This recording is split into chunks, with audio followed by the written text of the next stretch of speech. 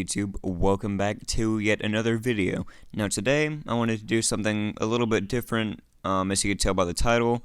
So I wanted to do a review on the 4 buggies in Offroad Outlaws and what they're capable of and what they are best for. So let's start off with the Jeep looking one.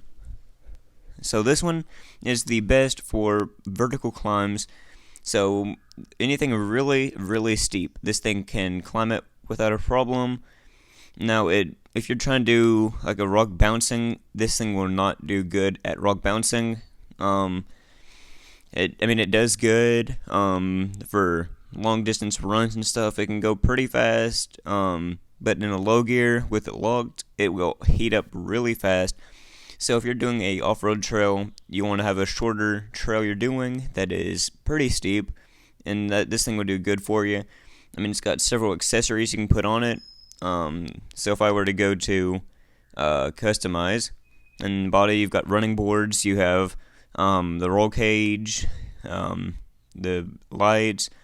You can also get the horns, the spare wheels, the repair kit, snorkel, a high lift jack, windshield protection, winch, and a front light. That's all the things you can put on just the body. You've also got the flags, the rims, the tires, wraps, and all the other stuff. It's a really good rig. This was my favorite buggy for the longest of time, until I built this one.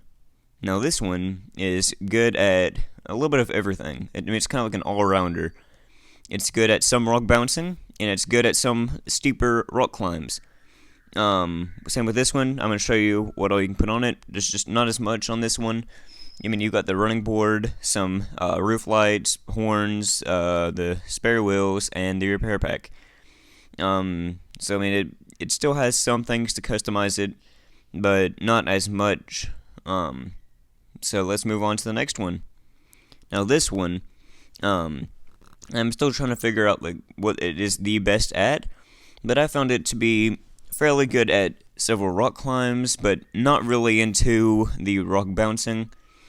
For races, maybe. I haven't tried it in a race yet, but it performs pretty good in just rock climbs. And with that being said, let's move on to the last buggy. Now this is the most expensive buggy. It works great for rock bouncing, not so good at rock climbing. But what I did with mine, I put the trophy suspension on it. That way I could have it stretched a little bit in the rear.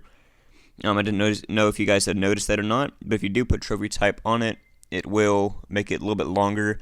That way it can launch higher ways, and it can go up steeper hills. The width is just right. This thing is phenomenal at rock climbing. Now customizing it, there's not as much options as I would hope there would be. You've got roof lights, the spare wheel, winch, front lights, and repair pack. That's more than some of them, but it's still not too awful many. Now comparing them price-wise. So if we were to go to dealership and look at the crawlers, I do not have this buggy out in the lot, but I will be telling you, this one is pretty good all-rounder as well, but not the best at the rock climbing, but it's phenomenal at rock bouncing. Now this one is $75,000, this one is $65,000, another $75,000, $100,000 for this thing, and then another $65,000. If you are new to the game and don't know what buggy to get, but you've got enough for just one of them, then I would recommend getting this one right here. It is my favorite buggy by far because it's amazing. It can do every trail I pointed at without a problem. It even looks good, it performs good, and it's one of the cheapest ones. So this is what mine has turned into, and it works really well. So with that, thank you guys again for coming out.